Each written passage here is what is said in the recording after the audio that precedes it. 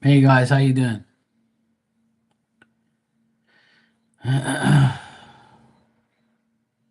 Hey Goodman. Hey Tanya. Thanks, bro. Hey Lucky.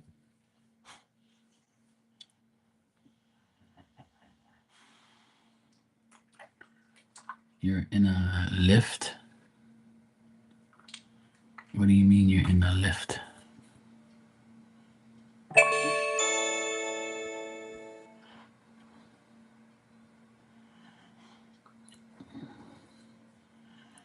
You can't sleep because you're here. You gotta go to bed and close your damn eyes. That's why.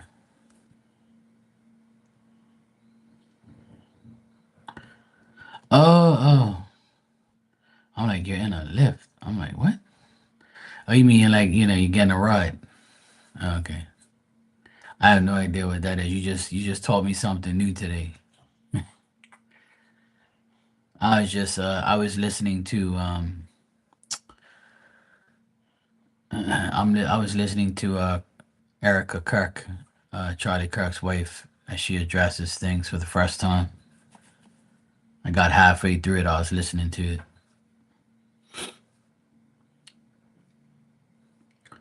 so I'm gonna hear the rest of it.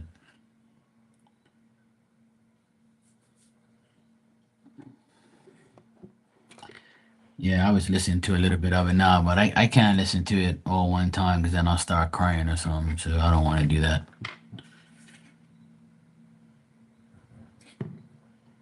She should have never had to have, done this anyway. But she looks like she's in very good spirits, and when when you have somebody next to you that talks about Jesus Christ every day, then you know where he is already, just like she said.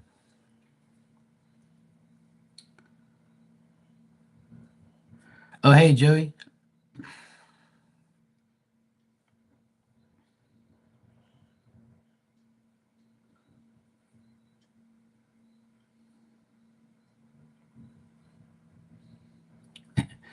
Oh God, now he's gonna get ideas.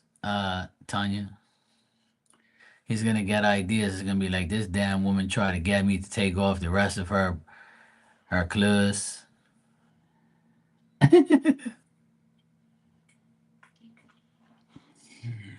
Oh good Lord. Oh Lord. I think he did it on purpose to get his attention and say, "Hey, your bra straps are on." Oh, I'm sorry. Hint, hint. Hey, Teresa. Hey, Sophie.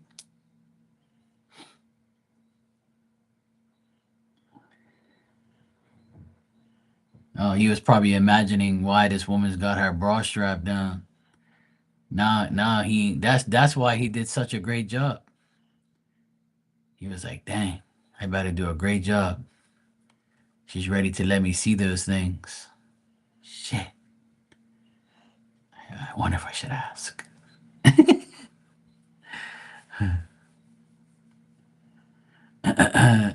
Teresa, you said you done your Reiki, was going to introduce you to my teacher. Yeah, I saw her on your live that time. I know who she is, if it's the same one.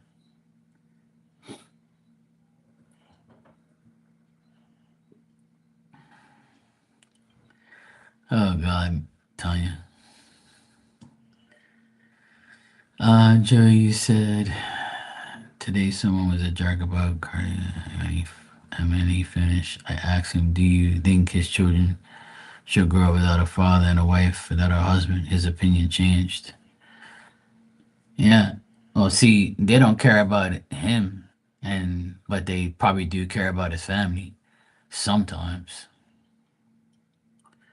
That's probably why he was imagining what they look like. He already had one strapped down. All he needed was another one.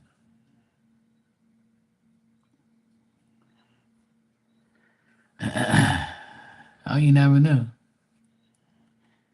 You never know. He might be calling you saying, "Hey, last night when I was there, I was thinking about that strap. was running if I can stop by. Check your internet.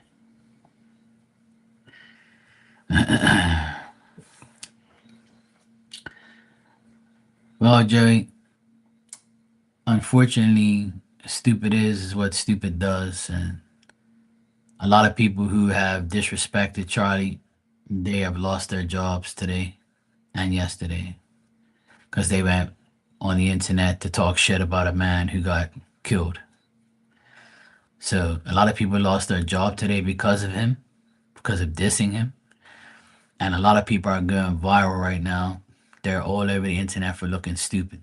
So all the stupid people who celebrated his death are all over the internet. People are making memes of them, disrespecting them, dissing them.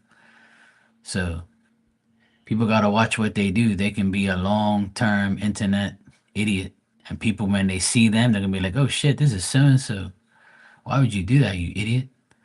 And then they're going to be him crying like the baseball snatcher hoe that snatched the baseball from that guy and his kid. She's a meme everywhere. She's an AI meme all over the world, looking like a dumbass.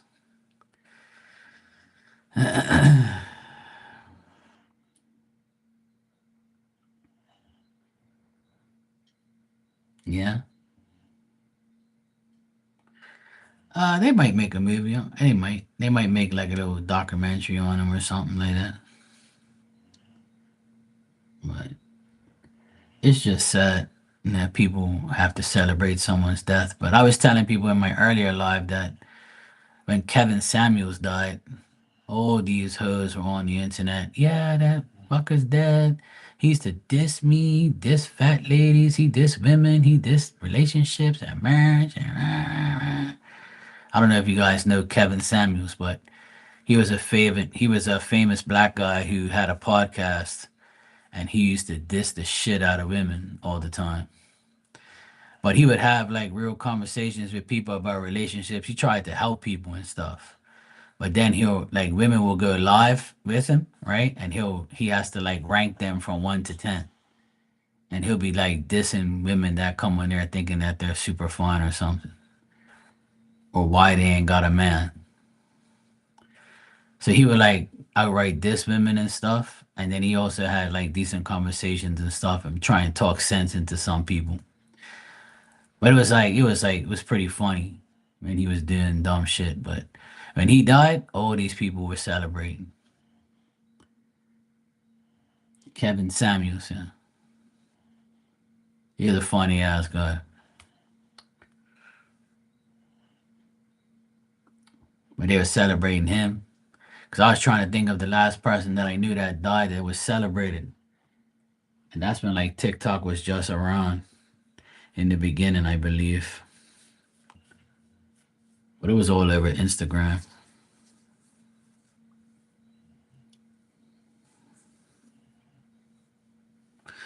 Yeah, Charlie's about known. I've known him for a long time.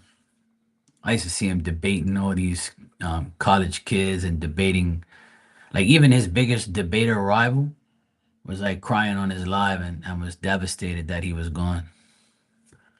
So unfortunately, there's a lot of, people.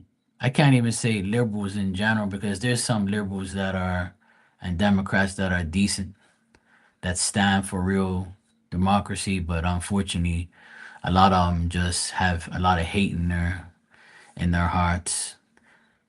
You're telling a man he has hate speech, but you're the one who hates him so bad you had to kill him. So they all look like a bunch of idiots right now. They're making themselves look dumber and dumber every day. And the thing is, it's all on the internet, so people can see how stupid they are. So viral moments for dumbasses. I think I might create a website. What you think? Hey Dan, how you doing?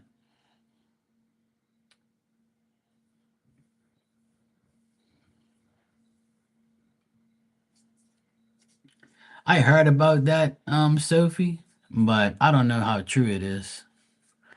Because people do AI shit now, so I'll never really believe certain things when it comes to stuff like that. But TMZ ain't no real like ain't no ain't no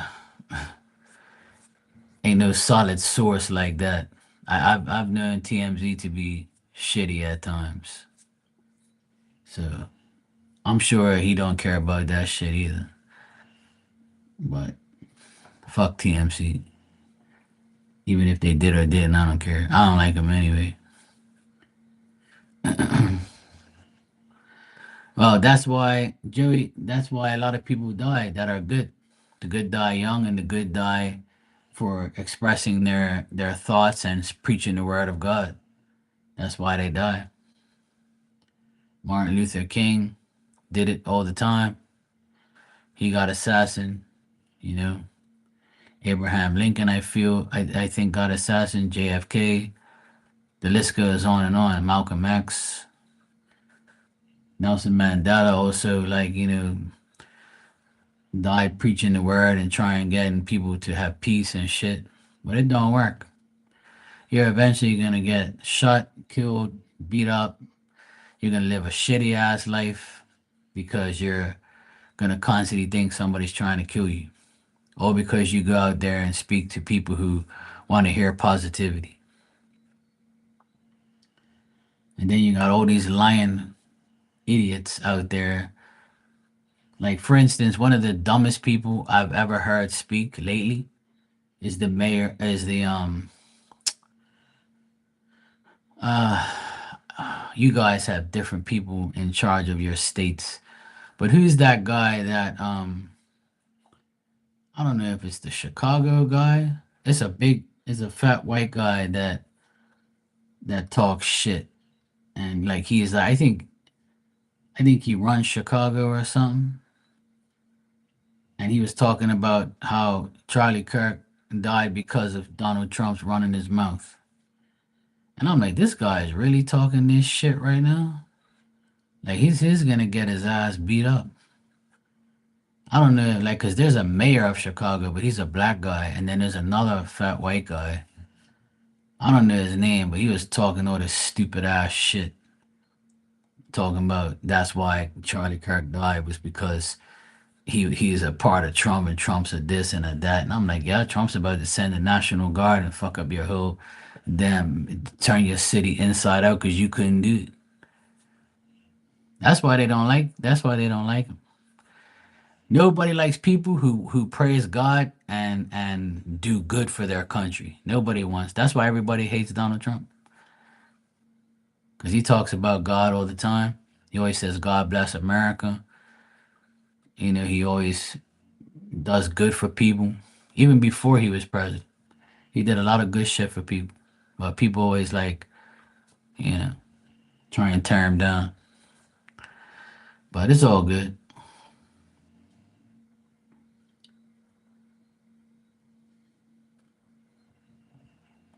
Now they never will stop. You can kill as many people as you want. There's always gonna be another person. Like people saying now, there's gonna be another Charlie Kirk, and then somebody spray painted on a wall. We will kill the next Charlie Kirk. That's what they spray painted on a wall in Seattle. They showed it this morning on this wall, this brick wall. They spray painted that, and now they got shirts with his name on it and all that. So if I were everybody right now, I would calm the fuck down because there's a lot of sick people in this world. They see you wearing that shirt, they're end up beating the shit out of you or fucking you up or killing you. That's why if I were these people, I wouldn't really go too deep if you love your life. You know, there's a lot of sick people out there. You could wear it at home, but I wouldn't wear it in public if I were you. Because these people are deranged. There's a lot of mental people in this world, and they don't care about you. Even when you wear a MAGA hat, people want to take it off your head, fuck you off, and must try and kill you. Like what the fuck's wrong with you? Or because you like somebody, that's like me wearing this Celtics hat right now, and a Lakers fan sees me and slaps it off my head and tries to beat me up because I'm a Celtics fan. Like you know how stupid that is. Like what people would do, a sick person would do it. That's why if you're in the wrong place at the wrong time, You get your ass, beaten and or killed or something bad happened to you. It's sad. You can't even go freely out into the world and just live your life.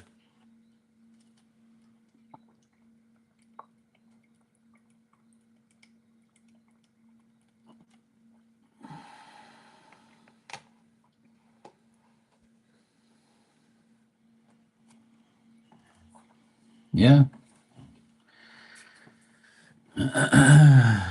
Yeah, they have done some great tributes to him. Well, last night they had a vigil for him. People had lit candles and they were walking along the street. And some idiot from the LGBTQ community was wearing one of those rainbow bags. And he pulled up on his bike and started trouble and started shouting in everybody's face, "Fuck Charlie Kirk." So then he got his ass beaten. He got knocked down to the ground, and then other people were like trying to stop the people from beating his ass. And then the police came, kind of like put him to the side and shit, and then he still started running his mouth. So this big ass dude knocked his ass, beat his ass again, and then they handcuffed the guy and say, "Yeah, that's enough." And I'm saying, and then you wonder why your community and your group gets bashed because all it took was that one asshole to start trouble. When you saw those people, just keep riding your bike and mind your own fucking business. Why you want to start trouble for? Are those people that are doing the vigil, do they have rainbow flags saying fuck you? No. So why you worried about them for? They ain't worried about you, jackass. They're worried about the vigil for this person. So then you wonder why you got your nose fucking bleeding and you got your ass beaten. You stupid fool. When I saw that video, I said to myself, you gotta be fucking kidding me. This guy was basically looking to get beaten. One against 50 fucking people or something like that. Then this tranny comes along with purple hair. Stop right now. I was like, look at this jackass. Oh boy. I was like, that's why I'm so glad I live in Bermuda. I can't see that type of shit. That shit tarnishes my brain and my eyes and my mind. That shit went up turning me bad. That's why I can't look at shit like that. That's why people like that, they're going to hell whether they like it or not. There is no repent and there is no forgiveness for that bullshit. Hell no. Yeah, exactly. A Lakers fan will mix the concrete. Thanks, Dan. Just add the water. I'll keep mixing. I remember at a Celtics game, this Lakers guy got beat up in the bathroom because he was talking mad shit in the stands, and guys followed him and said, "Yeah, you want to talk shit in my arena?" He went to go take a piss in the bathroom. He was standing up at the urinal and he got his ass beaten. He didn't even know who beat him. He got knocked the fuck out with his pants down to make an example out of him. I bet he won't come around there no more. See that a lot of people like are just acting stupid, like, you know.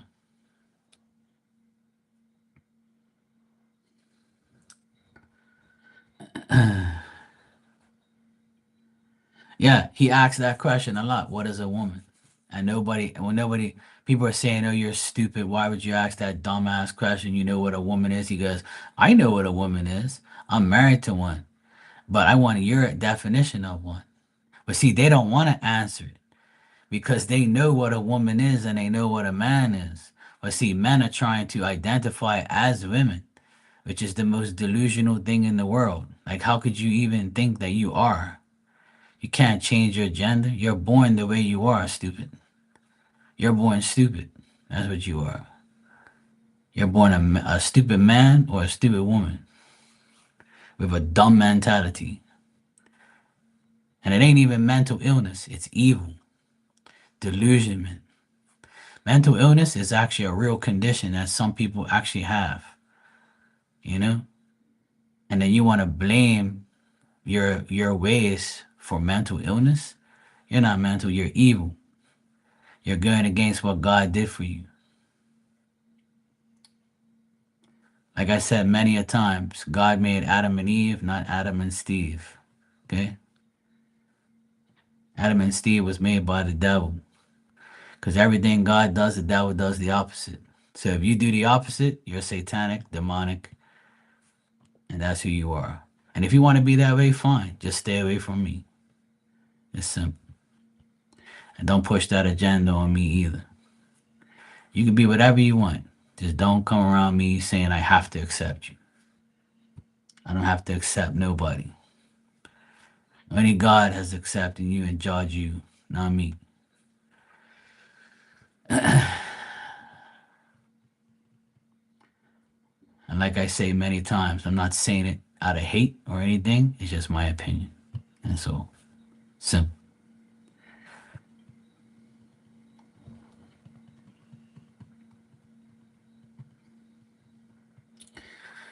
Yeah, he debated a lot of things. He was funny and he debated people right up until they got so mad that they would leave.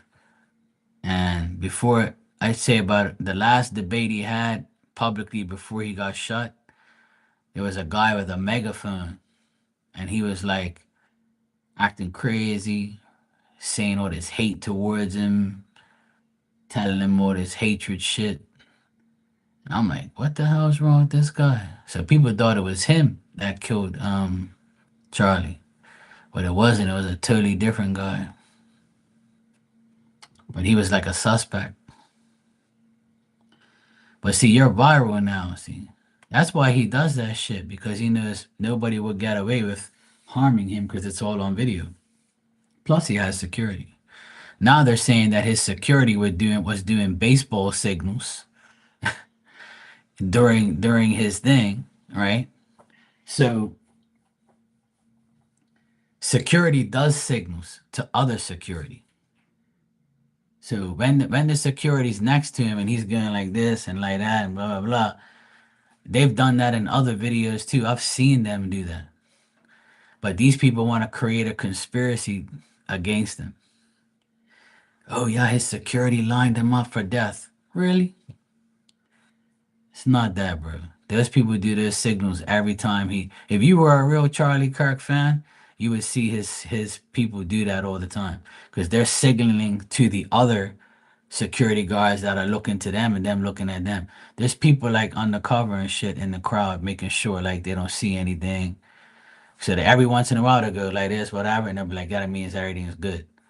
But if they see something, they'll signal saying, hey, there's somebody here, like we see a knife or we see a gun or, you know, shit like that.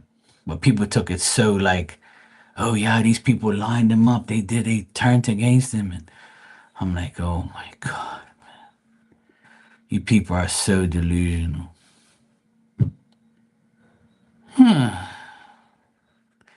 It's crazy.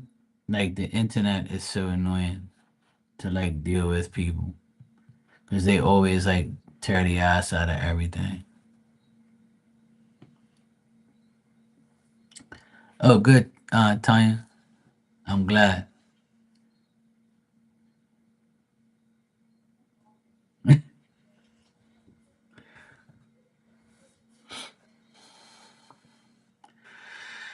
Yeah, Mr. Hollywood got her all set up with Starlinks then. So she's happy as can be.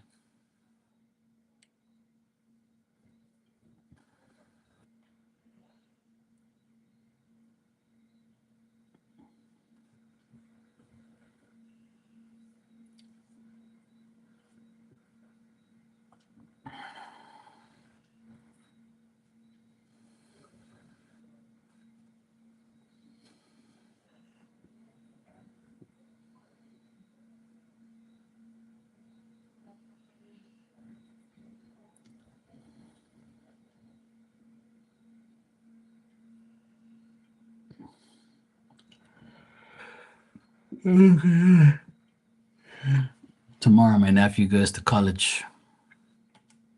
I can't believe it. I'm not going to see him until Christmas.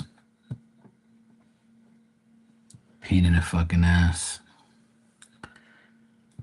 He's got all his friends next door. I hear him all talking out there. Some of his friends aren't going to college or they're going to different colleges, so they got together for their last night. I'll miss him to a certain extent because him and I love sports, and when our team is beating me, like we watch sports really. I'll miss him as far as that, but I won't miss his attitude and his aggravation. I won't miss that, but I probably will miss him. I guess the house would be nice and quiet because he's very loud and he plays a lot of fucking music loud. He's the Marquis of the future. Pain in the ass because when I was 17, like him, going 18, I was the same way. So I think I'm getting karma for dealing with, someone like me. I'm getting Uncle Marky karma. But I'm just happy that he wants to go to college and be a gym teacher, coach. So I'm happy that he wants to be somebody and do something with his life, get some, college degree and all that. So I'm happy for him. I'll miss him to a certain extent, but not really, because he's a fucking nuisance. He's a pain in my ass. So if anybody, his mother and his brother gonna miss him.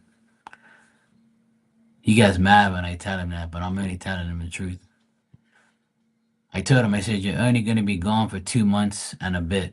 So that shit goes by so fast. Before you know it, I'll be wearing a Christmas hat and saying season's greetings and Merry Christmas. That's what I'll be telling you guys in a few months. That's how fast time flies. We're already in September. It's crazy. Time is definitely flying a lot faster. It looks like somebody put a Energizer battery inside the Super Energizer battery bunny inside the time. Because I feel like time flies too much now. It's crazy. They all have motorcycles. He's the one that lives next door to me.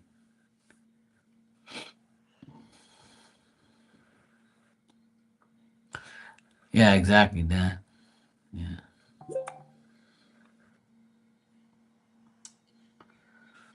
I was a pain in the ass when I was 17. So there's some days I just, you know, just not say nothing back to him when he acts up and stuff. Like I understand that it's the way teenagers are and they're a nuisance like I was. My mom would always be mad at me for some dumb shit. So yeah. Oh Lord, the great one. Time.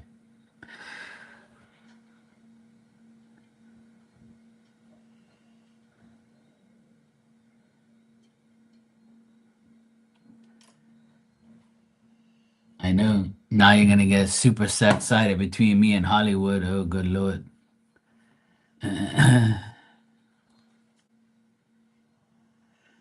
Well, I think college is gonna change his life for sure. Yeah. I really feel that. I feel college is gonna really change his life because he's never been without his mother ever. She's always with him. He went on a trip with all his friends last year to college and like to go look at colleges and stuff, but without his mother for the first time and with his friends and his teachers. So it's still like under supervision. But the good thing is, these kids are a lot more privileged than our age group. Meaning, and I'll tell you why. Is back in the day when my oldest sister was in college, right? The only thing and only form of communication you had was that the phone. And it wasn't a cell phone. You pick up the phone and you go, 1, 2, 9, 7, 3, 2. Then it's like international call. Yes, yeah, okay, yeah, I accept the charges, blah, blah, blah. You have a collect call from That's what it was. I used to answer the phone. You have a collect call from this Aries idiot. Mom, your daughter wants to speak to you. That's what it was back then. See, now you pick up that phone, you could video chat with them, you could see them, they could show you shit, you could show them how to do shit. You got computers, laptops, everything's different now for college students. That's why they don't really miss their parent. They you don't really miss somebody. You only miss somebody physically, but you still can see the person every day. You can still talk to the person every day for free. All you need is a phone and internet. So it's not really free, but you're not paying for calls, like collect calls and shit. And you're not paying for like, long distance phone calls. You can go on WhatsApp, you can go on Facebook, Instagram, wherever and start talking to your children away. So that's the difference now with college kids is they're so privileged now to have technology. Back in the day, my sister was in Canada and they weren't like that. It was only a phone call. That's it. You coming home tomorrow? Okay, what time you come? Okay, I'll pick you up at the airport.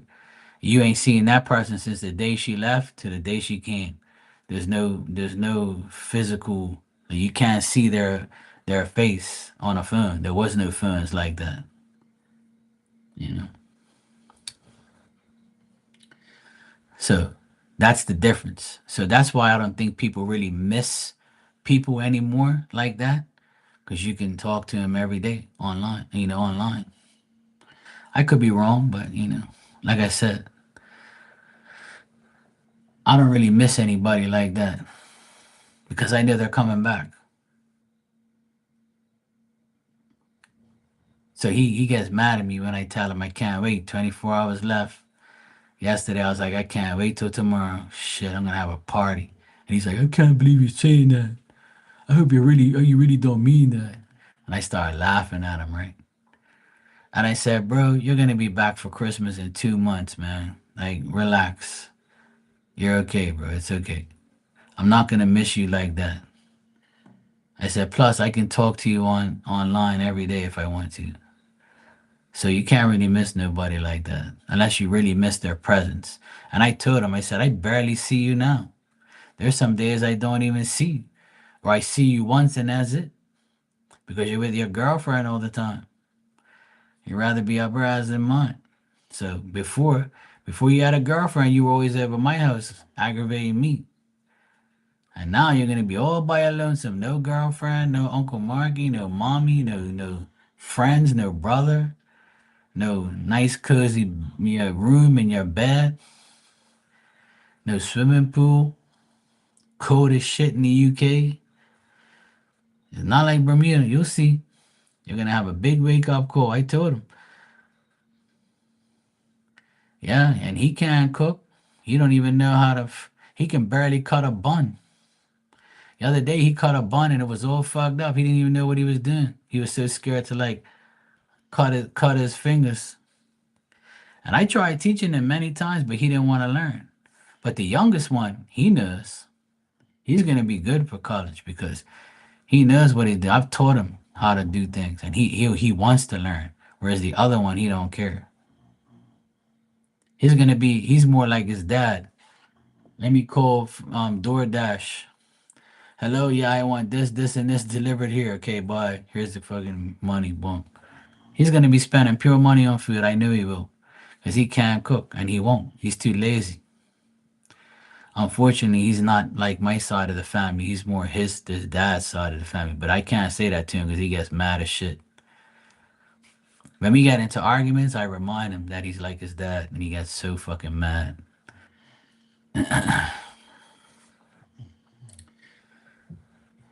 He's definitely like that side of the family. He doesn't. He's not like my side of the family. Is a lot different. Like my dad, he doesn't know how to cook shit. He don't even know the recipe on how to make ice.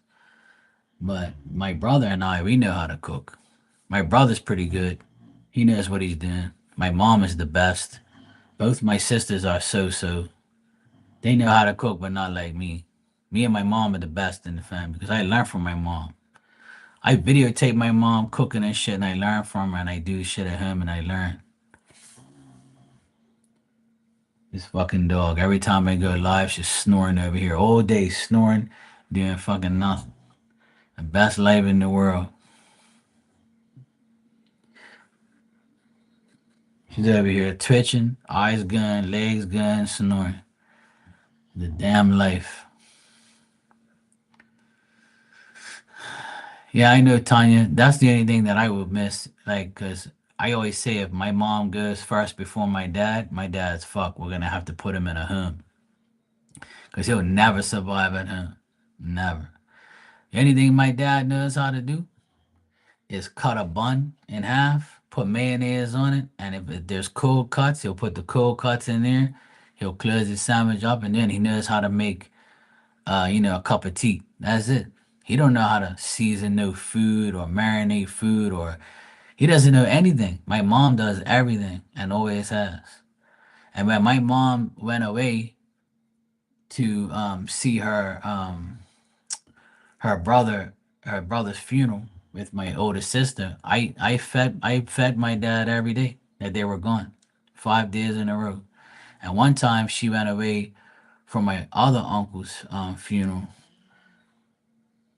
and I had to cook for my dad because he was by himself. Because my mom says, "Fuck you, I'm gone. You don't want to go away, you stay here by your damn self. Not my problem." My dad got so pissed. That's the only time I saw my parents kind of like argue or get mad at each other. Because my mom's the type of person. She'd be like, "Fuck you. You can stay here by yourself. I'm leaving. I'm going away. I'm gonna go with my daughter. I'm gonna go see the funeral. I'm gonna go do this. I'm gonna do that." And my dad's like, "What do you mean you can't go? You shouldn't go. You shouldn't go." He doesn't say you can go. He says you shouldn't go because you know I can. And she's like, "I don't give a fuck. You can stay here." So when my mom went away in July last year to go see her brother's funeral, my dad was by himself for 5 days. So my mom left him food already done. All he had to do is make his own tea. He had water. He had all the groceries. My mom like he can like if my mom would make like soup and then he'll just scoop it out, put it in the pot, and he'll warm it up and then he'll eat it. So he had easy things to do. And then sometimes I would like go buy a pizza, and he likes pizza, so he'll eat pizza with me. And I'll say, "Look, you keep this slice for tomorrow. Just put it in the microwave and you can eat it." Yeah, yeah, all right. And then he'll just buy like a bag of rolls and he'll just make, turkey sandwiches or chicken sandwiches. He's easy when it comes to like easy shit, but he can't make like no food. No way.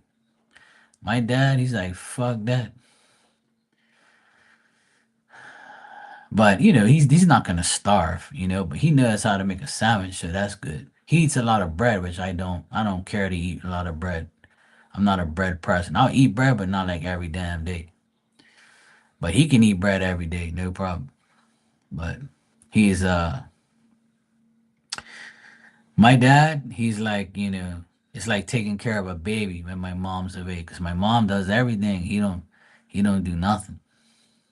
See, my dad was the person who went to work every day. He worked 3 jobs every day. Not every day, but he worked 2 jobs a day, and on the weekends he was like a bartender for this Portuguese soccer club. And he was the secretary treasurer there because he knew how to read and write. So he got the job as a secretary treasurer for 30 years. And my dad worked very hard. That's one thing I give credit to my dad for. He put all of us through a private school. He put my sisters through college. Me and my brother dropped out. Um, and my dad, he never had like a lot of money because he spent it all on his kids. He made sure everybody had a good education and things like that. But I told him the other day that all of that hit him in his ass because only 2 of his children out of the 4 actually give a shit about him. And he just went like that. And I was like, well, there you go. I don't like saying that to him, but it's reality. Because if it was the other way around and I weren't doing nothing, they would say, see, Mark's always been the black sheep of the family. He doesn't do anything. Eh. So I'm like, okay, yeah. whatever. Got the call from California. I heard my father-in-law scream. Father-in-law scream. When you coming back to cook, Dan? Yeah. See, they missed that shit. But my dad, one day, he gave me a lot of credit because every time my mom like ran away without him, he hates that shit, right? Because he has to be with his wife. But with those two times that I remember that he was by himself, my mom said, "Fuck you, I'm good." She don't really swear, like, but you know what I mean, like, I'm good. I don't care what you think. Well, he told my mom. He said, if it wasn't for Mark, then I'll be fucked because he makes the food for me because I don't know. And my mom says, "This is your fault. You see me cook every day, but you rather sit on the couch and watch TV. I'm your servant. I'm your slave. You don't care about nothing. You better pray I don't die before you because you're not going to eat. You skinny now because you're sick. And I'm going, you die from not eating nothing." And he starts laughing. He goes, "I can go get a can of tuna fish. I can go get a can of sardines. I always have something. I go get pizza. I go restaurant. It's fine. I'll be all right." He's a real ass. He likes to like taunt my mom. My mom goes, "Yeah, your mother didn't know how to cook like me either." It's so fucking hilarious, though. Do they really do they really speak English to one another? Oh no, they don't speak English to each other. Hell no. No. They speak Portuguese to each other all day. They never speak English to each other. Never. They'll only speak English when not to each other, but if they're speaking to my nephew to their grandchildren, they'll speak English because none of them know Portuguese. Right? They know a little bit, but they don't know how to. The one my nephew Noah, he's my oldest sister's youngest. He's 20 years old. He knows some Portuguese. He knows how to say words. He said it the other day when we were at brunch and everybody was laughing. He's pretty good. He wants to learn. He's like, "Uncle Mark, I need to learn some Portuguese, man." I said, "Yeah, bro, I'll hook you up. I'll teach you." He goes, "My mom, she don't know how to pronounce the words like you do. You know how to speak the best." I said, "Yeah, I'll teach you, bro. Whatever you want to know, I'll teach you. I'll send you some voice notes if you want to know something real quick." So Noah is he's the one that wants to learn, and he knows some Portuguese too. So, but otherwise that my mom and he speaks English to them, and they speak English to my mom. They know English and they speak it, but it's all broken English. Like how I say, instead of saying thank you, they say thank you, like tank. They say thank you, and I'm like, "Mom, it's thank you." Let me tell you something. You say Portuguese things like I say English things. It's never right. You don't say this right. When you say this, it's supposed to be like she'll say that I speak Portuguese like she speaks English, and I'm like, "No, no." And she goes, "Yeah, whatever. No, no, no." Sometimes you say words different. I said, if you spoke fluent Portuguese if you spoke English like I speak fluent Portuguese, you'd be fine. And she goes, "I don't go to school like you." I said, "Whatever, mom. You always got some excuse." Yeah, she's funny. I get my comedy and my laughter and my talking shit from both my parents because they both talk shit and have fun and like to laugh and tell stories like I do. I'm more like them than anybody, so I got a bit of both, qualities that they have. I cook like my mom and tell stories like my dad and talk shit like both of them. But when they're in a bad mood, good Lord help you. But see, their problem is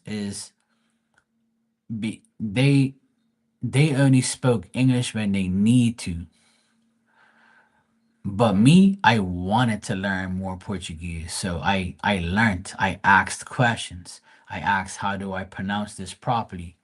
because so was laughing at me that because I can hear it, but I don't know how to really pronounce it properly. So then people would teach me, like they'll laugh, and then my I worked with this guy for like 4 years, and he wanted to learn more English, and I wanted to learn more Portuguese. I knew Portuguese, but I just didn't know how to pronounce certain things.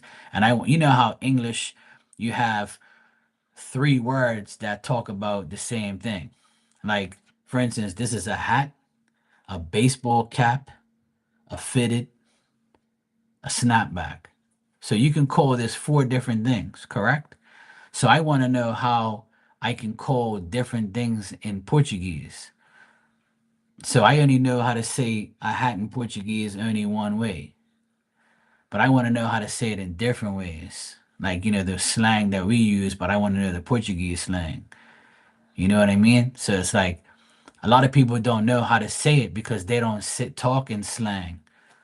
That's the only thing that I don't know is like how, guys talking slang type of stuff. I only know proper Portuguese. But when I talk, everybody, they understand what I'm saying, and they know that I know how to. Some people think I was born in Portugal. I'm like, no, no, I wasn't born there. I just learned. I love Portuguese. I love learning how to speak different things. Oh yeah, Fatima. Yeah, I've been there. I haven't been actually in there, but I drove across. My parents have been there, and my sister. They said it was beautiful. Thousands and thousands of people there every day. Yeah, it's a place where the Virgin Mary appeared to those kids that time. Portugal was very religious. They got more Catholics than anything. But Portugal is a very sacred place, very holy place. Portuguese people actually think Jesus is Portuguese, so when I say that, they get mad at me. Like they say like Jesus is Jesus, right? And that's who he is, Jesus. But they call him Saint Christ, um like Saint Christ. Like they have different names for him, but they have the Portuguese word is Saint Christ or Christ the Saint. You know what I mean? So they have like different ways and they celebrate. They have his statue. They have a statue of Jesus and like he's got like the robe on and he's got like all this gold and stuff. He's got like this big red robe and he's wearing like the crown and you see like the blood on the statue and he's like this and he's got his beard. I have a picture of it over here. I have a picture of it over there. They celebrate it every year in May. It's called the Festival of Saint Christ. So he even looks Portuguese in the statue. It's like they made their own version of it. So I'm kind of against all of that stuff, but at the end of the day, I know that they're just doing their version of it because Mary appeared to those kids in Portugal and they have the sacred Fatima thing. They think that Jesus lived in Portugal, and he could have. He could have. We don't know. Nobody will ever really know a lot of things, but whatever. But they can appear in spirit, so they probably went to Portugal as spirit and appeared to them. That's probably what happened. So I believe it. I believe something like that happened at one point. But even the Portuguese community here is big, and they all do the festival here. They have a statue here, and there was once a statue. My mom said there was a statue in Portugal of Jesus, and he used to grow fingernails. And I was like, what? I was like, what the fuck you mean the statue grew fingernails? And then they said it's for real. And like they had a special nun that will go clip his fingernails of the statue every like month. And people thought it was bullshit and then they proved it and like you can't go in there, it's all locked off, it's all sacred. And then they tried to move the statue one day and a big storm came out of nowhere and rocked the boat, fucked the boat all up, and then they had to go back. And then they put the statue back, and then they tried it again. And every time they tried to move the statue, every some bad shit would happen. So the statue ended up staying in Portugal forever. Like they never really messed with it ever again. Because some people said like that statue was really Jesus himself because it grew fingernails. So that's a story I can tell you that why they really like believe a lot of things, you know. So yeah, my mom told me that story. Apparently, it's very true. I believe things like that can happen because Jesus will put things in your mind where you be like, no fucking way, this shit is real. Like I can't believe this shit. And I remember one time when I was like I was an altar boy for like 8 years. So I was always up on the altar, and I was like at one point in time, I was like the only altar boy sometimes, because nobody wanted to do it, especially for school. I used to get teased for wearing like a robe and and being an altar boy. Nobody else wanted to do it in school because when you're up there in front of like the whole high school, they're gonna talk shit, right? But I didn't care. I was serving God. I didn't give a fuck what they said. My mom always tell you, "Oh, don't worry about what they say. You're serving Jesus. Don't worry. Those people are gonna have a bad life, and God's gonna remember you because you went up there. Out of all your high school friends, you're the only one who went up there to serve God. So keep looking at it like that." I said, "All right, mom. I think I'll do that." And I tell people this story like all the time. That when I was up there on the altar one day, like it's Jesus right in the middle on the cross. Then it's got Mary, and then it's got another statue there. I can't remember who it is, but it's like a saint. It's Saint Patrick or something like that, because it's Saint Patrick's Church. So I think it was like a Saint Patrick or whatever statue. So sometimes we would like when we go to the front and then we turn around and we kneel down and we face the statues. One time I looked at the statue and I felt like it was looking at me and like blinked. And I was like, what the fuck, man? There's no way this shit just happened. Like, the statue just blinked at me. Like, the Jesus statue was like looking at me and blinked. And I was like, I'm fucking hallucinating over here. What the hell just happened? So, shit like that always made me feel like a certain way when I was in church. And I guess that was his way of saying, thanks for being an altar boy and serving, in the church. I was probably like maybe 14 or something like that. I told my mom about it. She goes, "Oh, I believe. Oh, Jesus is real." And that's when she told me about the statue with the nails. I was like, "Oh Lord!" But I believe a lot of things now. I believe those stories are true now that I'm older because you hear a lot of things like that. A lot of sacred, special things, and so yeah, a lot of people talk to hear themselves about God and Jesus, and they claim their faith, but a lot of people just talk to hear themselves. They only know God when they need Him. People don't really care. God, Jesus, it's all a convenience for certain people. It's all a convenience for certain people, unfortunately. But, oh well. Not for me. I pray every day, guaranteed. I probably pray more now than I ever have in my entire life. I probably pray like 2, 3 times a day. I pray a lot at nighttime when I go to sleep upstairs. But during the day, I have a little quiet moment to myself and just thank God for everything. I don't really ask for much. I just pray like, just be like, what. Make sure you protect me, mom, dad, my nephews, shit like that. Just easy things, that's all. So regular, easy things you can do with your life. Just show gratitude and you'll be fine. Because when you don't do anything, nothing happens. When you start praying, that's when things start to unfold. But hey, what do I know?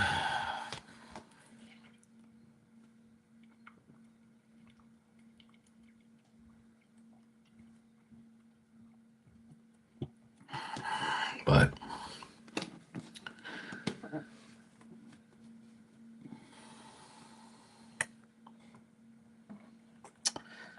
well, the world has that with us, and that's all that matters. If we feel that way and we do that, then we live that life. Everybody else has to adapt to it. When you already do it, you kind of just get mad because the people that don't do it, you're upset that they don't do it. And that's why I'm upset the past 24 hours for Charlie and his wife and his kids. And I'm sorry for a lot of people that die unnecessarily. That poor girl that was in the bus that got stabbed by that guy, she didn't do nothing to deserve that. A lot of people die just bullshit deaths that you just don't understand. You say to yourself, what the fuck just happened? Like, this is crazy. And then when people die you love, it's even worse because you're like, but see, people blame God for death, but what people fail to realize is when you're gone, God's gonna take care of that person again in spirit if they're a good person and they're worthy to be, around you in spirit. It all depends, see. So,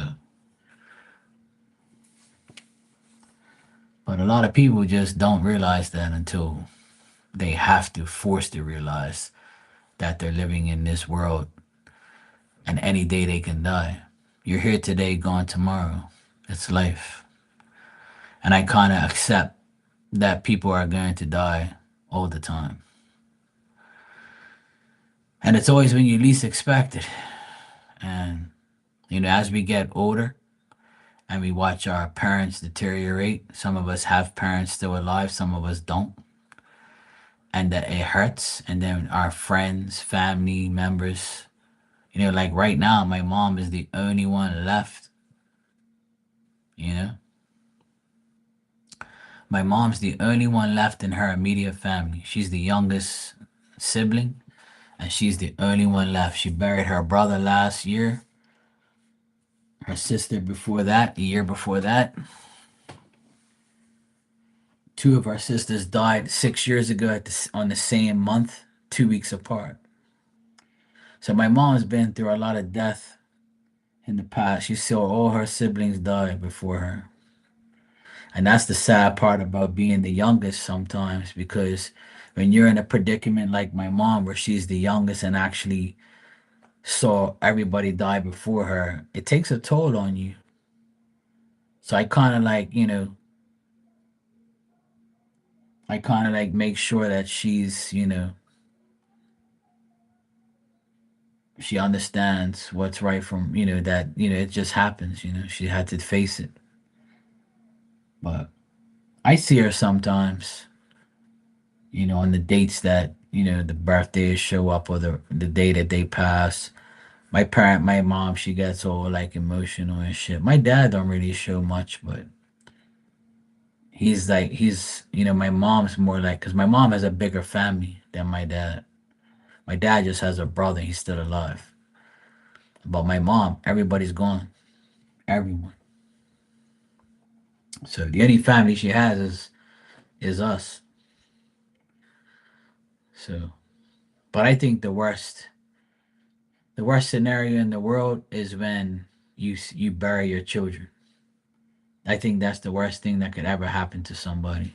I think that's the worst karma and the worst feeling somebody can have. I don't know what that is, and I hope I never do know. And that's why I extra pray for my nephews every day, because that will be like the same thing for me. And I pray that that never happens in my lifetime. I hope they bury me and I don't bury them. So I pray for that all the time because I don't want to see that. I ask God to spare me of that anguish and spare a lot of people of that. But I can ask, but whatever he wants, he's gonna do. So, but I just pray that that never happens to me. But for anybody that happens to, that's probably the shittiest death that you can, face. I feel, it's more of a, like, even a pet is a dreadful death. You know.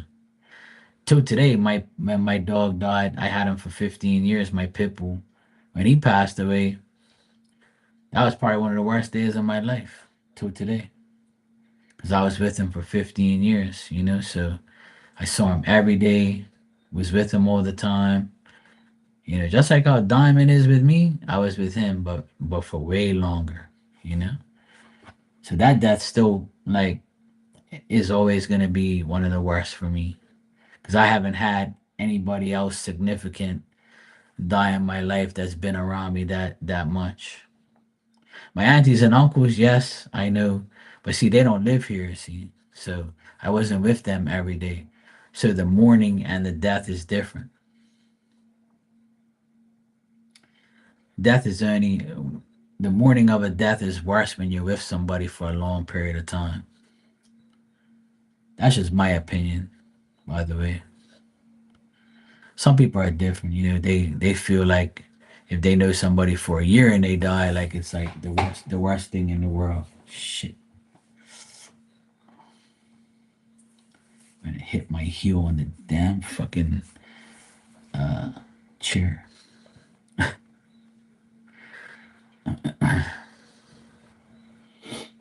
But it's rough all the while. It's rough having death in your life and shit like that. People you love. It didn't hurt that bad. It's a long way from my heart. I'll be all right. It didn't hurt that much. It just hit my heel. I'm good. I'm not in any pain. I'm all right. It sounded worse than it felt.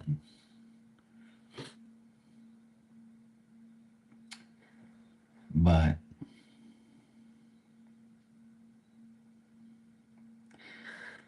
that's how it is, though. People take death in different ways. So, but I try to remind people that they have them in spirit, and they'll make sure they're okay.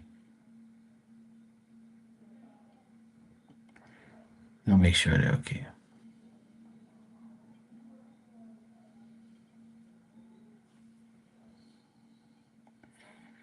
Uh, that sucks. I hate that.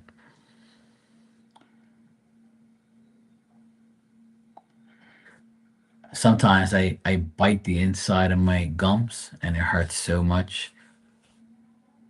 I have like that issue sometimes.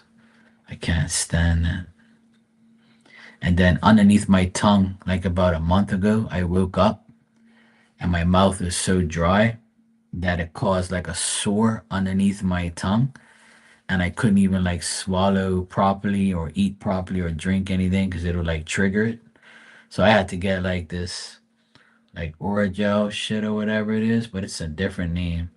And it had like a little like pointy thing. So I had to like dab it and try and catch it. It went away after like 4 days, but it took a while before I got rid of it. Yeah, it'll make you do that. It's annoying. I hate mouth sores. That's like the worst. Ugh, I hate that. But every morning, not every morning, but like when the AC is on during the summer, the AC dries my mouth out so much. I hate it. That's why I can't wait to like turn that AC off and not use it and it's nice and cool. Winter time is the time I love to sleep because I don't have that stupid AC, drying out my mouth. Yeah, you gotta get that shit dealt with. I know it's annoying. But yeah, I hate mouth sores and things like that. But I always like Summertime, I always wake up with a dry mouth. It's so freaking annoying. Sometimes my mouth gets so dry that I have to wake. When I wake up, I just like, um, drink some water and shit. You know, Joey, I'm not really a mouth breather, but I guess at night I am because during the day I'm always going. I always breathe through my nose. I don't really breathe through my mouth during the day. I guess it's just a nighttime thing, you know. Because right now I'm breathing through my nose, and I breathe through my nose a lot.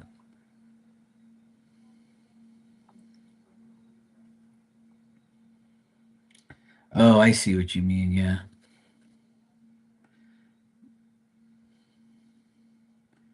you might have to get. The doctor might prescribe a certain medicine to like get rid of it for good. Yeah, see, I can't turn my AC off because I mean I can, but it's gonna be hot as shit. By the time like 3, 4 o'clock in the morning comes, I'm gonna be up there in some hot ass sweat.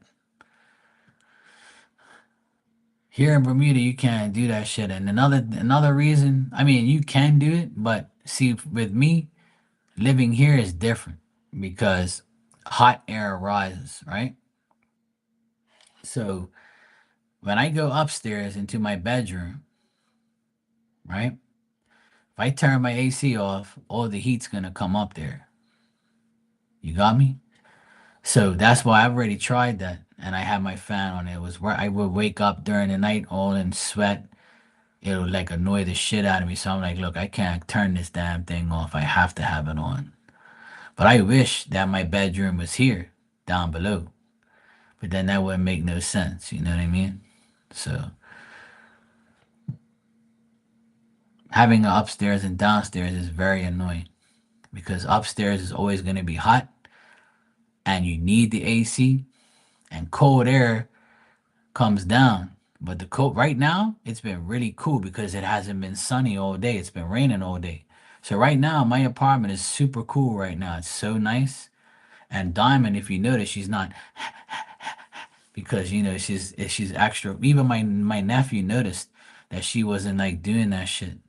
And I said, you know why? Because like I tell you, we live in a concrete jungle in Bermuda. Every house is concrete and block, concrete block, and plastered with mortar and sand and concrete, right? So when the sun hits this, bakes this house, the walls, the heat comes inside.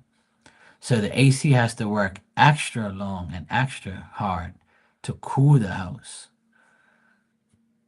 And that's why up top, where the sun beats the shit out of the roof and the walls, it's hotter. So the hotter it is, the more the AC has to work to cool the house down.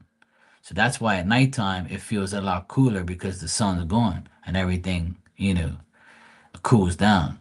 But days like today, where the sun wasn't out for more than an hour because it rained and it was cloudy all day, when the AC is gone, you actually feel like you're in 68 degrees, 70-degree, temperature. Yep, everything that's warm and has takes too long to cool down. And that's the shitty part of living here is our houses are made of solid concrete. So the hotter it bakes the walls and the inside of the house, the more it takes to cool it down. That's why a lot of people like put their ACs on like the third setting of the fan, so it's constantly blowing the air fast, so it cools down faster.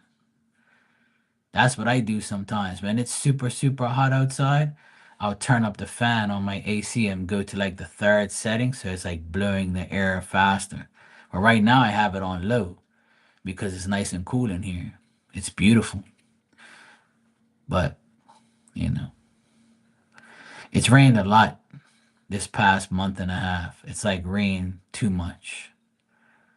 I haven't remembered. I haven't seen this much rain in a 6 week period in years. I haven't remembered the last time it rained this much. Like it's actually getting kind of weird. But then you can say, "Oh, it's climate change." No, it isn't. It's just the way life is. Sometimes you're in the line of showers and rain and thunder, and sometimes you're not. There's rain every day somewhere. So when you're in the line of the rain, you're gonna get it. It's that simple. Sometimes you dodge it, and sometimes it rains over here, it's gonna miss you. It's over here, it's gonna miss you, and sometimes it's right in line with you for weeks. It's nothing you can do about it. It's just the way it is. It's not like you have a remote control where you can say, "Oh, go to the left so it misses Bermuda." It don't work that way. But it's very weird because the month of June, it didn't rain at all. Like maybe a day or two out of the whole month. Then July, it rained like maybe a week. August, it started raining. Mid August, it started raining a lot, like every day. We'll have a shower, or every other day it'll pour. Now, this month, it hasn't stopped raining yet.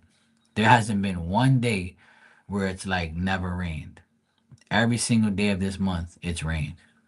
And today, it was like torrential rain, where it was like a whole 3 hours of downpour. I was actually live earlier and I opened my door so everybody can hear the rain like battering the ground. I don't know if anybody was in here at the time, but that's in here now. But I literally opened up the door because it was so loud and it was raining so hard. And I was like, holy shit.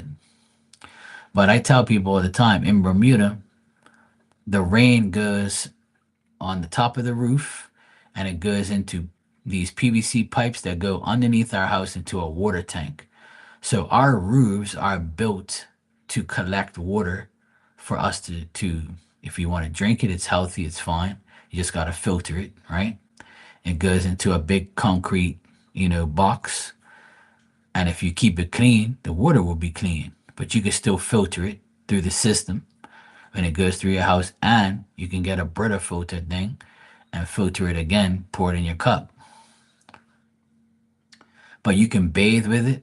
It doesn't have no like bad. If you have your tank clean and you clean your tank like every 3 years from all the debris that the roof catches as well. But majority of the time, here we don't really. Here we drink the water through filters, so we're fine. The water's actually pretty good. But yeah, we all need rain to fill up our tanks so we can use it, every day to wash clothes, to wash ourselves, to drink, to use. We need it. We need rain.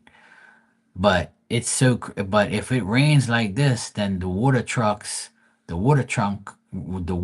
companies don't have nothing to do. Because nobody needs water.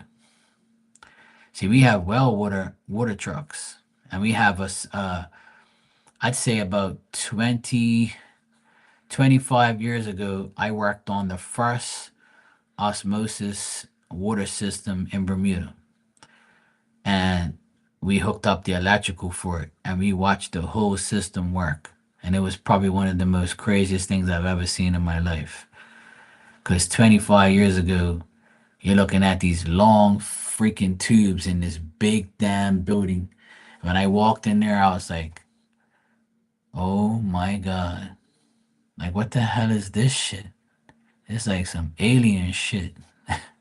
Right? So it was an osmosis system, right? Where it turns well water into fresh water, right? So they were getting this well water from this well that was so far away. So we had to hook up a pump to pick up the well water. So then we put the electrical there. So then we traced it all the way back to see if there was like nothing wrong. We had to put the electrical. Then we went into the building. Then we had to put all this electrical shit for the machines. Like stuff I've never seen in my life. And then my friend knew how to hook them up because he was really good. So he taught me electrical, and then I worked at the first ever and only osmosis system in Bermuda that I know of. So they were selling the water in Bermuda. They still do, actually. And then they use it to, they put it in the water trucks to deliver it to your house. So you don't have well where you actually have fresh water like rainwater. They're pretty much like it's healthy drinking water. It got tested and it was made the news and everything. So they still have the osmosis system. I'm sure it's upgraded by now. It's been 25 years. I never went back there anyway. I didn't have to. But yeah, I gotta ask my friend about that. But yeah, they now fill the water trucks up with fresh water that they get from the osmosis system and actually deliver it to people's houses. It's like 120 bucks for 1,000 gallons of water. So the average tank water tank in Bermuda that's underneath our house takes at least maybe 7,000 to 10,000 gallons. Sometimes a lot more if it's empty, like but like from the bottom to fill it up from the bottom to like the actual overflow in this house, it's probably like it's probably close to like maybe 8,000 gallons because our tank's huge.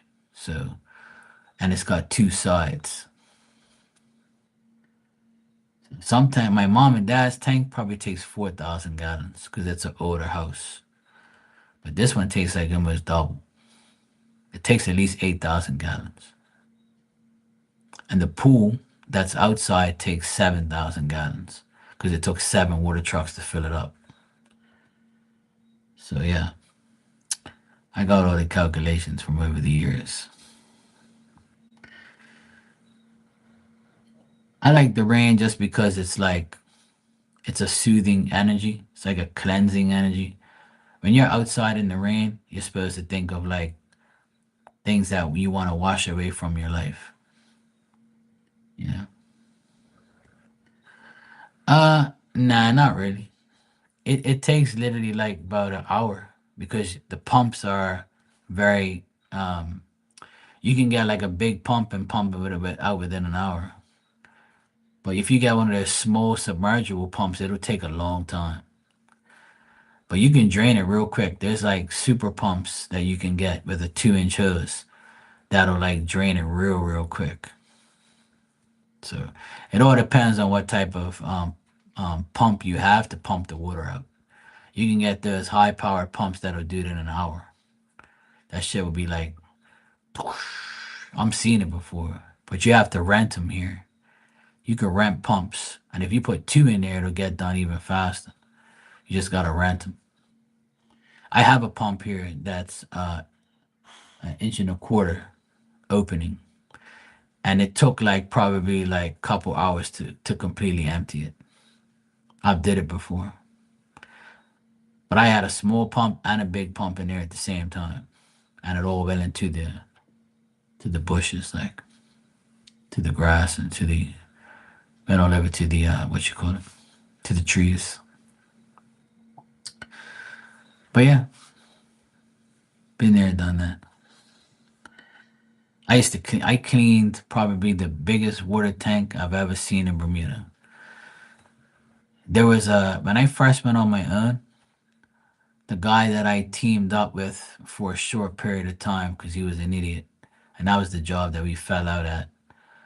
But we worked at his mother was the maid for like this very rich couple, and they're not even from Bermuda. They just had ancestors from here and inherited a $10 million property that's connected to a private beach. And I thought my friend was bullshitting, but I went to go see the job. And I'll never forget it. The lady comes out to me. She goes, "Oh, do you clean water tanks? Because this one hasn't been cleaned forever, and nobody wants to do it because it's very deep and it's kind of eerie down there." And she goes, "I've gotten so much ridiculous prices, and nobody wants to do it. And do you have a long ladder that will go down there?" I said, "Well, I have to look at it. I'll get back to you." So then my friend's like, "Yo, we can make a couple $1,000 cleaning this shit. You think we can do it? I said, yeah, I got a power washer. Clean it all up, bleach it all up, and then, we'll see what happens. I said, it's going to be a task we're going to have to do when they're not here. Because, and then you're going to have to get like fucking 20 water trucks for this damn thing. So, no word of lie. It was probably 25 feet deep. It was probably maybe 70 feet by 70 feet wide and long. And when you went in there and it was empty, when we emptied out that water with that pump and we went in there with nothing in there, shit was echoing. It was the biggest water tank I've ever seen in my life. And if that thing's full right now, which I think it is, that's enough water forever. And we did that job, and I think we charged it like 3 grand, and we did it in like maybe 3 days by the time we finished, because it was a lot of work. Well, we both made good money, and she actually went in there halfway and looked around. It took like 3 whole days to do. We ended up renting a pump to make it faster to take the rest of it because there wasn't that much water in there. It was probably about maybe 2,000 gallons in there. And we transferred it to another tank at the other house. So we didn't waste the water. So that way we can use the other tank to do that one. Because this house was big, see? And then it had like another house that they built, like a cottage, and it had its own tank. So she says, I don't want you to waste the water. I want you to transfer it to my other tank. So we had to get like all this hose and shit was like 100 and something feet away. But this is a long time ago. This was probably like the first year that I went on my own. So I've been on my own. This month will make 19 years I've been on my own. So this is 18 years ago. It was like one of the first big jobs that I did. And probably the most expensive house I've ever worked on. It's actually on, I don't even know if that property's still out there for sale. Let me check. Um, what's it called again?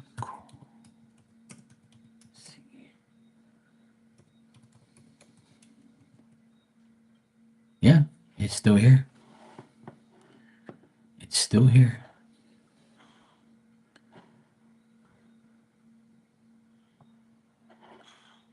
I can't believe this place is still here. But see, the thing is, yeah, it still looks the exact same. Oh my god. Yeah, it still looks old, and the new part looks nice, but the old part still looks the same.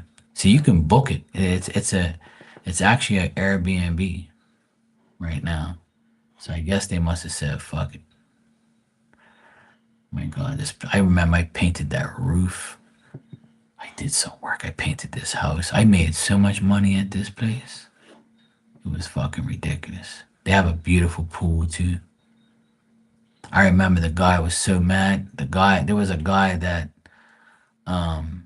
was working there. He was the maintenance guy, but he was old, and they wanted to replace him with me.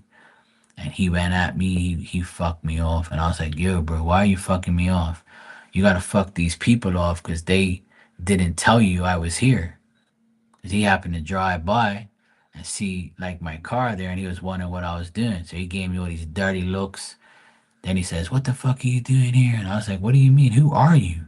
He's like, "I do the work here. Why are you doing it?" And I said, "Well, go talk to the owner. They gave me the fucking job." And then the maid came out. She's like, "Oh, so and so, Mark's doing the work now.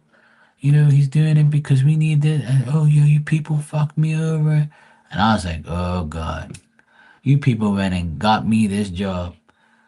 And this guy thinks I'm cutting his throat. I didn't even know who this damn guy is. So I kind of felt like a certain way.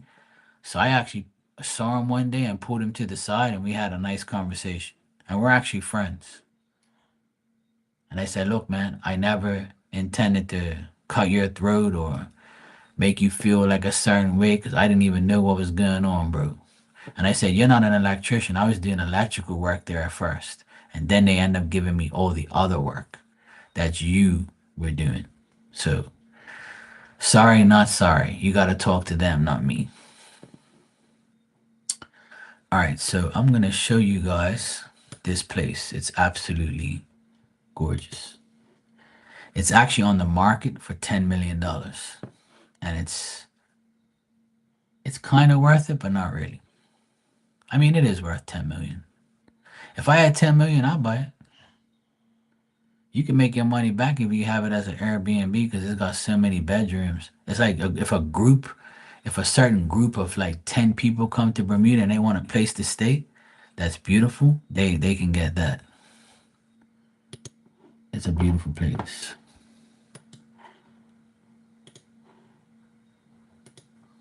I don't know if you guys see the link that I put in, but if you click that link, this is one of the most beautiful places I've worked at, and I kind of wish that I still was working there because these people are fucking rich and they paid me no problem. But my friend ruined that shit. He fucking robbed them, and I didn't know. And I was like, you fucking asshole.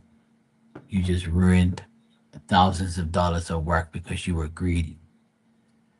Yep, I worked there many years ago. It was and the lady was so nice, man. The guy was like a weirdo. He didn't really say nothing, her husband, but she loved me. She was like, "Oh, Mark." She was like English. She's like, "Mark, you're so informative. You know so much." So my friend was like kind of getting jealous because she liked me. And I would tell her like, "Look, ma'am, you should do this, you should do that." She goes, "Oh, okay, well, I'll talk to my husband about that. That's a good idea." And I was like, "Look, like, because this section is this way, you should do this, you should do that. If you're gonna replace the electrical, then you might as well replace that because if you replace new here, old here, and it's gonna interact with each other and it's not good. And you don't want this shit to like blow up and I don't want to be responsible for it." So she's like, "Okay, you know what? Just do the whole thing." And I'm like, cha-ching. So I made like $12,000 in 3 months, which was like heaven for me. So I did the whole old section. So when you look at that picture on the right side of the pool, I did that whole old section. I did all the electrical in there. I redid the whole thing.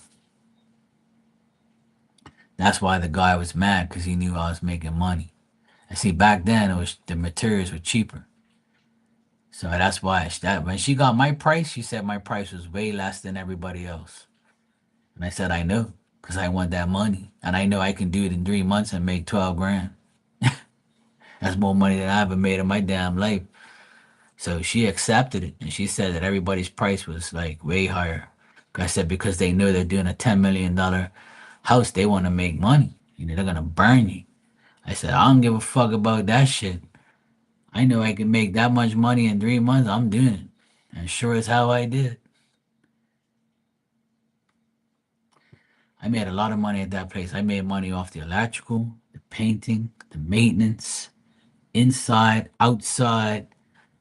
And that woman called my phone. I answered that shit on the first ring. I was hungry for work. I wanted to work. And that place was like 10 minutes away from where I live. So I was like, yeah, I'm so happy right now. I'm making all this money. So the guy who got me the job, his mother worked there. And they were kind of hating on me and being jealous because the people started to really like me. And they kind of saw me trying to, like, I was actually trying to take that. Like, no, I didn't want to take that old guy's job. But if they would have said to me, "I'll hire you to be the maintenance man here for good, and you're taking over this old guy's job," I would have accepted it. But see, it didn't get to that point because she thought that I was in cahoots and conspiring with the guy that got me the job to make money off of her because he fucked up. Because I gave him the bill to give to her because she wasn't there. So I said, "Look, just give this bill to her when you see her. I gotta go do this other job." So he took the bill, redid it, and added 3 grand to it and gave her the bill through his name. And he got caught. So she called me one day and said, Mark, can I have a meeting with you just by yourself? Don't tell so and so. I'm like, okay, sure. I'm like, oh, fuck.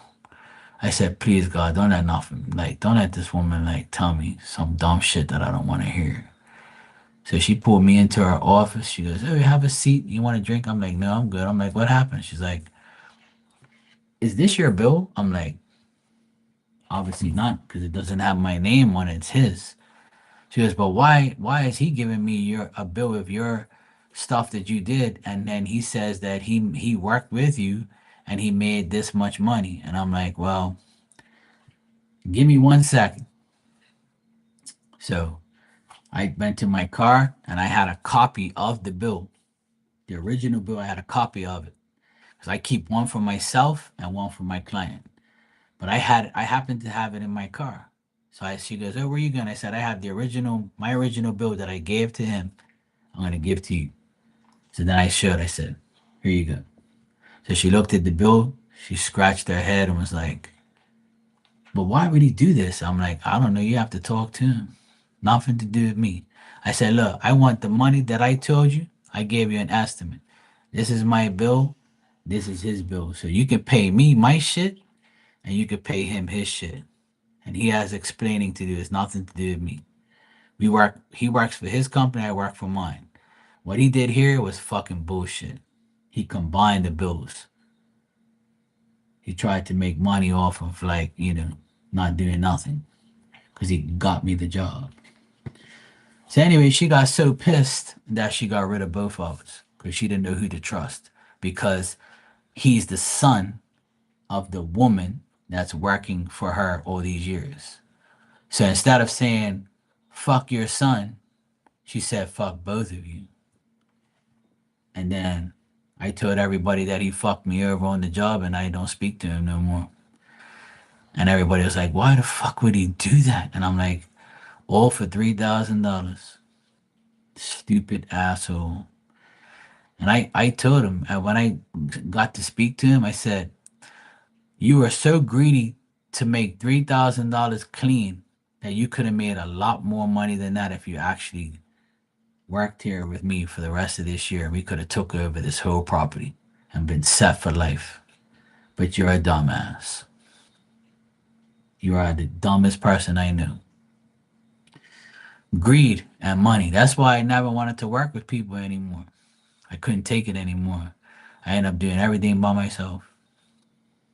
So, unfortunately, that's what happened. And, I missed that place because I really liked being there. And the people were like really nice. But I bust my ass at that place. I made a lot of money there. I was very happy there. But I had the old maintenance guy try to fuck me off and kill me. Then the guy that got me the job was jealous. Then his mother started acting up that was working there as the maid. The next thing you know, I'm like, you know what? These people are all mental and crazy. Let me get the fuck out of here. You guys can have it all to yourself. Bye. And God was so good to me that 2 days later, I got the biggest electrical job of my life. And I was so happy. So, you know, I didn't really lose because I ended up getting a bigger job than that, which was great. And I still have that client till today. So when one thing doesn't work, another thing will. And of course, it's pouring again. All I hear is the rain beating the shit out of the walls. Like the rain's coming down again, yo. It's like this shit don't stop. It did stop for a while, but now it's back again. It's only a little piece though. But it looks like there's more after that for a while. I can't believe how much rain we guys have had. This is ridiculous. That's absolutely nuts. Anyway, yeah, so that's my story. It's a beautiful place. I'm so glad I remembered it to show you guys. But yeah, beautiful place. Absolutely gorgeous. Yep. I remember like she went away and it was nobody there, just me, the guy, and the mother's, the guy's mother maid, and we were there, just the three of us. And then the mom left and went for the day, and then the other guy he went to go to see his girlfriend. And I was there all by myself, and I had brought a fishing rod and some bait. And right after I knocked off, I stayed there. I closed the gate. And I said, you know what? I'm staying here. There's no cameras here, no nothing. Right? They didn't have cameras and shit. So I said, yeah, I'm going down to the beach area. And I'm going to fish. I ended up catching like a couple fish and taking them home. I had a great old time all by myself. It was so much fun. And then I went swimming. I had brought a towel and shit. Went swimming for a little while. Then I went home. It was fun doing shit without the idiots around. We had a lot of good times at that house. I worked there for like months and months and months. It was so nice. But unfortunately, you know, greed fucked everything up. Unfortunately, it's very sad. That's why I'm never going to be that way. And that's why I preach what I say on here. Money will never run my life. Money will never be an issue to me where I would lose people over money or do something to fuck somebody over or rob somebody money wise. Like I don't have the heart or the mind or the soul to do those bad things. It's never gonna be that way for me. I refuse to do that. I refuse to rob people or overcharge somebody or disrespect somebody with a bill. You get caught, your reputation's ruined. And I don't want that. As a businessman, you can't do that shit. That shit's gonna haunt you forever. Oh, I searched you and it says that you robbed these people back then. Are you changed? Because I'm not gonna hire you if you're not. I'm like, yeah, fuck. You think I want to explain that shit to somebody? Hell no.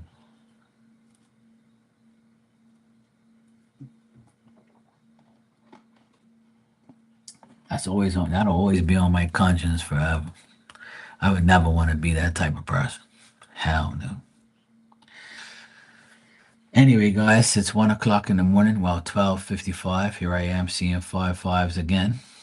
I just happened to touch my phone and there it is. All right, it's 12:55 in the morning. I need to get my ass to sleep. And love you guys. Let's pray for the Kirk family. You don't have to if you don't want to. I know some people don't like him.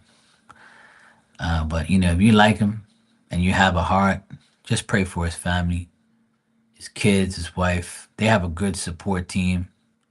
I'm going to go listen to the rest of her speech now before I go to sleep and remind myself that, God is good. Even though the devil took Charlie's life, at least God's going to protect his family.